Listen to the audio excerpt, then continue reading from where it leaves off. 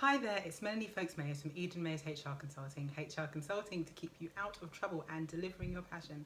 So I'm back again to talk to you about how to manage your staff, how to build really effective relationships. So I've spoken about establishing a rapport, I've spoken about establishing trust, I've spoken about setting boundaries, and today I want to talk to you about setting objectives.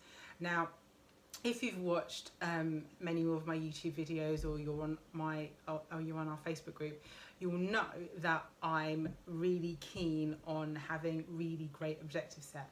So for me, the key to really getting effective work out of your staff, and even out of yourself, to be fair, I need to look at my objectives. I'm looking over there because that's where my board is with my objectives for the month, and I have a whiteboard that I keep my business objectives for the month on, that's right above my desk, and I see it each and every day, and then beneath that I have the things that I need to do today. And so for me, it's really important that I remember what the objectives of my business are, because otherwise I can get carried away and taken away by all the other things that happens.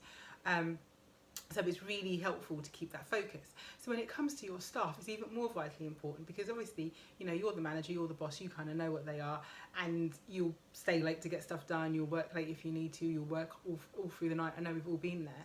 But when it comes to your staff, you need to make sure you are getting as much out of them as possible during the time that you have allocated. So you want them to be as effective as possible, and you need to help them to do that. So one of the things that I say is that there should be a golden thread that goes right from your business objectives, so your 1 month, 1 year, 5 year, whatever that goal is. There should be a golden thread that runs from that objective, that runs right throughout the organisation. So for me, it needs to run to me, and then it needs to run to those who work with me. So they all need to be able to see, this is what I'm working towards, this is what I'm trying to do, and I can see that through my objectives, this is how I'm helping the business to get to where they need to get to. So number one, that's the thing you need to do. You need to make sure that you're able to share those things. I think a great way of doing it is, as a manager, if you've got your objectives, that you share your objectives with your team, and you say to them, right, you work out from what I need to get done, what your objectives ought to be. And obviously they're not able to cover all the things that you do. If they've got an area of expertise, if it's marketing, if it's sales, whatever, they can only take that big piece of it. But at the end of the day, they can see, well, I need to do this in order to help you to hit that. And if all of us do our pieces, it'll all come together as a beautiful puzzle. So that's one of the things that you could do. You could work to build your objectives, build your team's objectives from your objectives. I think that works quite well. The other thing that I think is really important is to make sure that you are using SMART objectives. Now, I know this is like spoken about all the time, but I know that I speak to managers about SMART objectives, and then they give me an objective and I go, well, it's not really SMART, is it? So just to reiterate, to take you quickly back through SMART, okay? Quickly take you back through SMART.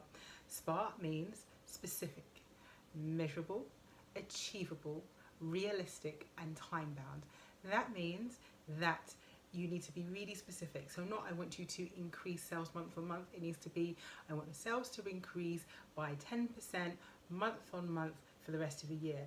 Or, you know, if you've got and even better if you've got the numbers. So if you know that you know where you were, you can put that specific figure in, that specific what the 10% would look like. So be really specific about that around where you want to be. And then, as it says, measurable. So if you know where you were, then you can know where you need to get to. It's pointless in saying I want an increase of 10% in sales if you can't tell me what your sales would be. So you also need to be able to measure it. You need to be able to have a marker for, this is what it currently is, and this is where it needs to be. And you need to be able to manage that. You need to be able to measure what that is. It also needs to be achievable. So it's pointless in saying I want to make £1 billion this month when you've just started your business, or your business turnover is normally, I don't know, £100,000. It needs to be realistic. So it's pointless in giving your staff a target that's unrealistic, because they won't work towards it, because they'll feel disheartened by it already. So it needs to be stretched. I'm not saying it needs to be easy. It needs to be stretched, but it needs to be realistic. They need to be able to see that if they put the work in, they can achieve it. So you need to make sure that it is achievable, and also realistic. So the other part that you need to remember is that there are things that rely on other things. If there's a dependency, you have to be clear about that. So for example, there might be a dependency you know, from a sales point of view, there might be a dependency on the amount of staff that you have to deliver it. So if you don't have the right number of staff to be able to deliver that work, and you've told them they need to make these sales, if they make the sales, they won't be able to be fulfilled. So you need to make sure that they're realistic as well, so that, you know, that if one person's doing something, it's not going to jeopardize something else. Make sure it all works within your organization. And finally, they need to be time bound. So you need to be able to say, this is when I expect this to happen. So whether it is a week away, a month away, a year away, you need to be able to do that. And then what I always say is, if you've got long goals, if your goals are for the next 6 months or 3 months, for example, then when you're checking in, when you're having your weekly or fortnightly or monthly catch-ups, then you should be able to see, okay, fine, if you need to be at 100% in 3 months, I would expect at the 1 month marker you to be at about 30%, 33%. If you're not there, where are you? If you're at 50%, fantastic, amazing. But if you're only at 10%, then what are you going to do to catch up to the additional bit? So you need to be able to talk about that and make sure that they are actually heading in the right direction. If things need to be shifted, support needs to be given, you've got time to do that, not when it gets to the end and they haven't achieved it, then you're trying to have that discussion.